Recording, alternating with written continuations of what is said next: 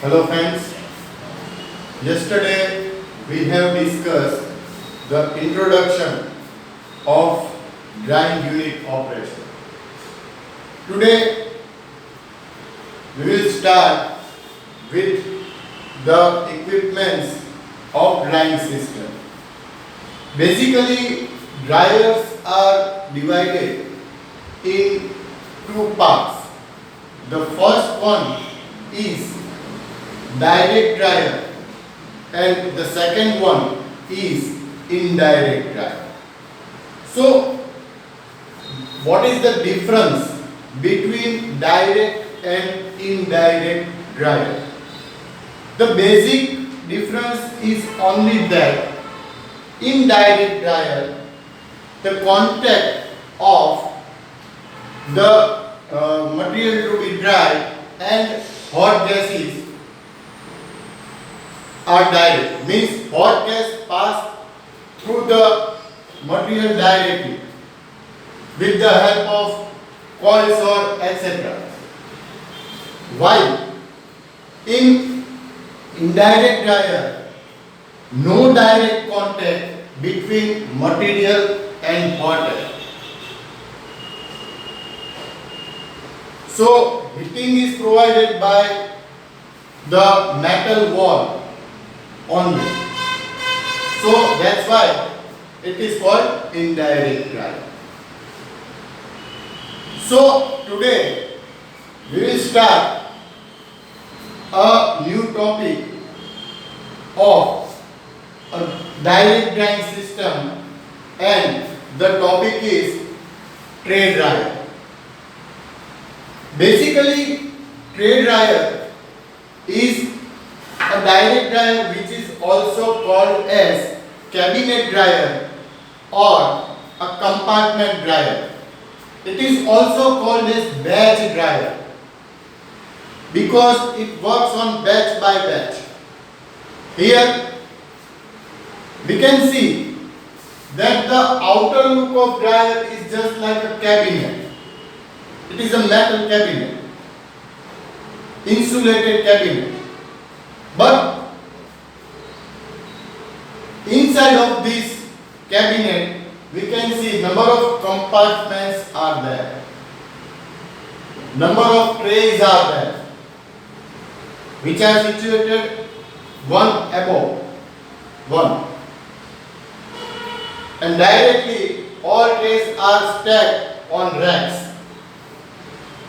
So basically, this is a compartment direct batch dryer.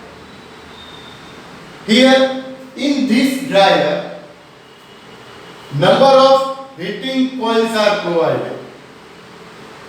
Okay, these heating coils are either electrical or steam heated. So due to steam or electricity, these coils are heated. Also in this dryer, there are provision of to get air in and air out. So this is air inlet and this is air outlet. Here number of trays are provided. Basically all these trays are fabricated and these trays are of 600 mm wide, 900 to 1500 mm long and 40 mm deep. And these trays are stacked on rack, also called supporting plate, etc. So now in the construction, a fan is also provided. So what is the requirement of fan in this type of dryer? Here fan regulates the air, circulate the air uniformly in this dryer. In the construction, we found that damper is provided. What is damper? Basically, damper is a plate of metal which is situated in the outlet channel, which regulate the flow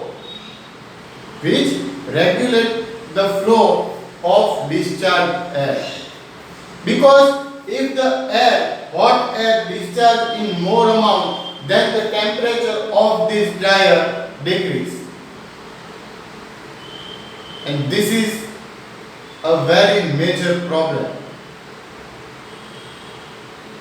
So, if the temperature decrease, then our cost of drying will be increased. So, to regulate the discharge air flow, damper is provided. So now this is a construction of a tray dryer. So how it works? So here the material to be dried is spread over the tray. Firstly, the material to be dried is spread over the tray and put it into the tray dryer on the rack. Now, steam is continuously passed through the heating coils. And due to heating, the air which is available in the cabinet is also heated. And at that time, fan is started. Switch on the fan. So, due to fan, air circulates truly in the dryer and uniformly. And due to uniform airflow, temperature of the dryer is also uniform.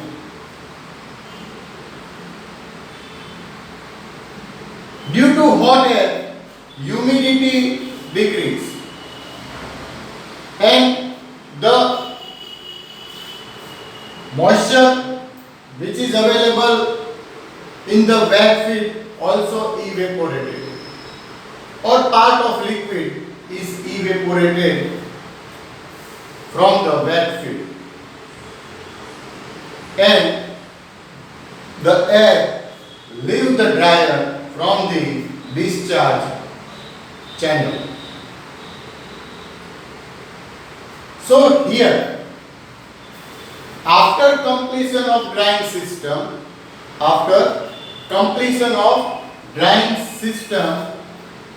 dried feed discharge and new wet feed charged in.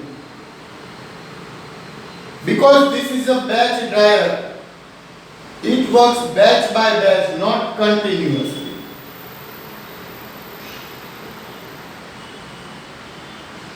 There are some advantages and also disadvantages of this dryer.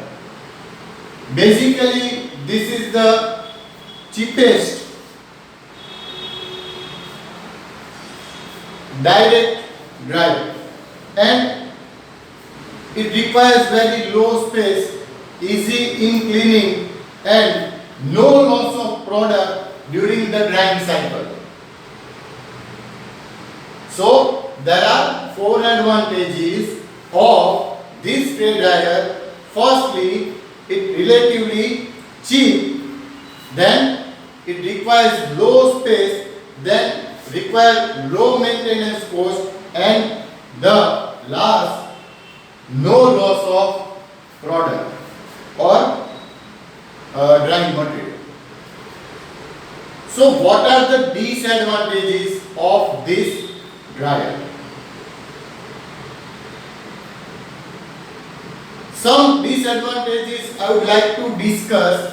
That very first, it is very expensive to operate regarding to labor, because every time loading and unloading, which is most costly. So in the point of view of cost, it is expensive due to labor requirement. Then the second one is long drying cycle. Sometimes it takes 48 hours for a batch. So again, long drying cycle. And the last one, small quantity to be handled. Because this is a batch dryer, small quantity to be handled, whereas in spray dryer it is a continuous dryer. So this is the working of spray dryer which we have discussed. Watch this video again and again and write down in your notebook. Draw this figure 4 to 5 times in your book. If you do practice to draw this kind of figure, it will be helpful very much in your examination. Now we'll discuss again in Gujarati. સૌથી પહેલા તો આ direct dryer છે, tray dryer direct dryer છે. તો direct અને indirect dryer વચ્ચે difference શું છે? ડાયરેક્ટ ડ્રાયર હોય એની અંદર જે એર ફ્લો, હોટ એરનો ફ્લો છે એ ટ્રેસ કે જે તે આપણું વેટ મટીરીયલ છે એની ઉપરથી પાસ થશે, ડાયરેક્ટ કોન્ટેક્ટ થશે. જ્યારે ઇનડાયરેક્ટ ડ્રાયર હોય તેની અંદર ડાયરેક્ટ કોન્ટેક્ટ થતો નથી. થ્રુ ધ મેટલ વોલ કે રિગાર્ડિંગ એવી કોઈ વસ્તુ હોય કે જેના થ્રુ હીટિંગ છે એ પ્રોવાઈડ કરવામાં આવે તો એ ઇનડાયરેક્ટ હીટિંગ. પણ અહીંયા આ જે ડ્રાયરને આપણે કેબિનેટ કમ્પાર્ટમેન્ટ બેચ ડ્રાયર કહી શકીએ છીએ, કારણ કે એનો જે રૂપ છે એ કમ્પાર્ટમેન્ટ જેવો છે, કેબિનેટ જેવો છે, અને અહીંયા નંબર ઓફ ટ્રેસ છે કે જેને રેક ઉપર સ્ટેક એટલે મૂકવામાં આવી છે. અહીંયા હીટિંગ કોઇલ પ્રોવાઈડ કરવામાં આવી છે બંને બાજુ કે જેમાંથી ઇલેક્ટ્રિસિટી થ્રુ હીટિંગ આપવામાં આવે છે અથવા સ્ટીમ પાસ કરાવીને પણ હીટિંગ આપવામાં આવે. એટલે એના પરિણામે આ જે ચેનલ્સ છે, હીટિંગ કોઇલ છે, ગરમ થશે. ગરમ થશે એટલે ટ્રે ડ્રાયરની અંદર જે અવેલેબલ, કારણ કે આનો ડોર હોય શટ કરી નાખ્યા, બંધ કરી નાખ્યા હોય કે જેને કારણે એર બહાર આવી શકશે નહીં. એટલે અંદરની હવા છે શું થશે? ગરમ થશે. ગરમ થશે અને અહીંયાથી આપણે ફેન ચાલુ કરાવીએ. ફેન છે એ સર્ક્યુલેટ કરાવશે એરને યુનિફોર્મલી એક સરખી રીતે, અને એના પરિણામે એ ગરમ હવા જે છે એ આ બધા પોર્શનમાંથી કે જે ટ્રેની ઉપરથી પાસ થશે અને પરિણામે જે વેટ ફીટની મોઇસ્ચર છે એ ઇવેપોરેટ થશે ડ્યુ ટુ હોટ એર.